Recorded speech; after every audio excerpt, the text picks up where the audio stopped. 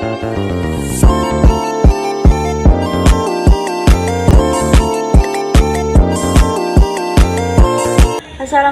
warahmatullahi wabarakatuh. Saya Nabila Asyura dari kelas 10 Perbankan 3 akan menjelaskan kembali materi IPAS tentang konsep ruang dan interaksi keruangan.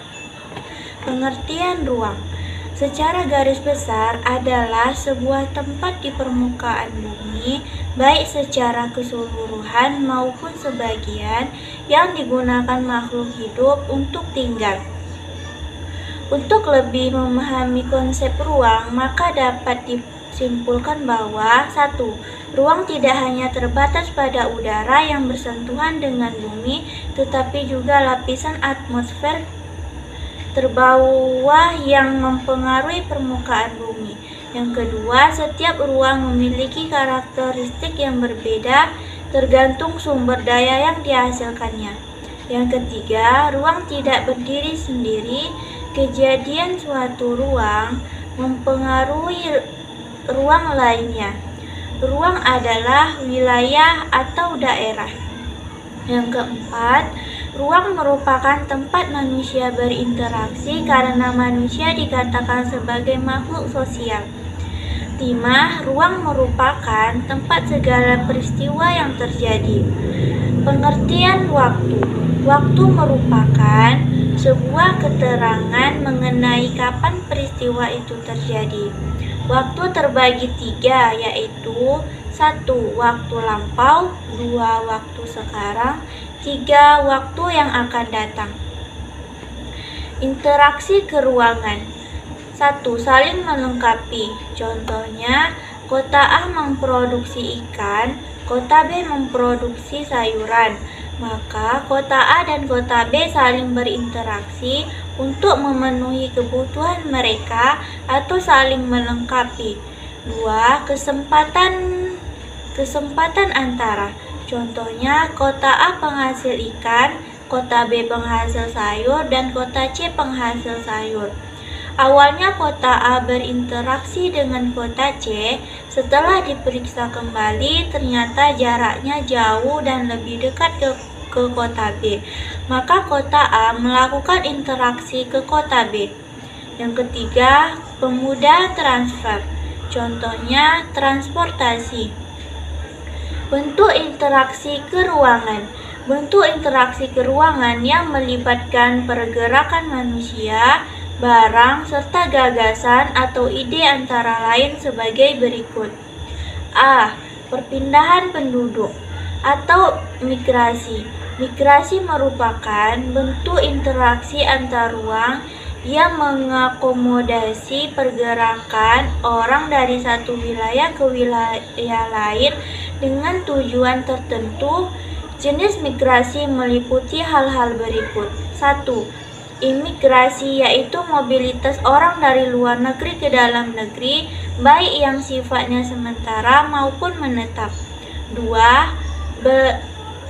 Emigrasi, yaitu mobilitas orang dari dalam negeri ke luar negeri, baik yang sifatnya sementara maupun menetap. Yang ketiga, urbanisasi, yaitu mobilitas penduduk dari desa ke kota yang bersifat permanen. Yang keempat, juralisasi, yaitu mobilitas penduduk dari kota kembali ke desa. Yang kelima, transmigrasi, yaitu mobilitas penduduk antar pulau dalam suatu negara yang sifatnya menetap.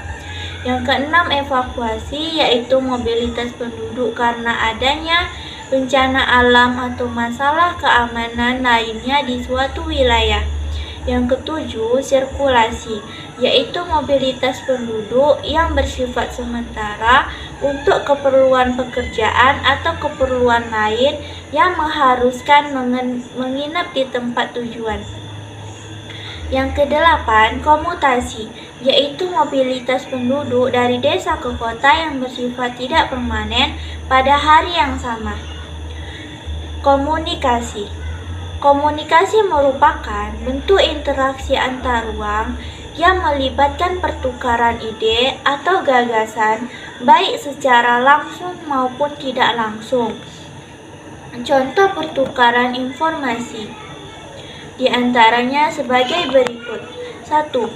Siaran televisi yang menyiarkan kejadian-kejadian aktual di suatu wilayah. 2. Streaming. Berbagai platform streaming di dunia internet memudahkan seseorang untuk menyaksikan kejadian-kejadian di berbagai belahan dunia. Yang ketiga, website merupakan jejaring dunia maya yang saling terhubung di dunia internet melalui mesin pencari atau search engine. Seorang dapat dengan mudah mencari ide sesuai dengan kebutuhannya. Yang keempat, marketplace merupakan tempat bertemunya penjual dan pembeli di dunia maya.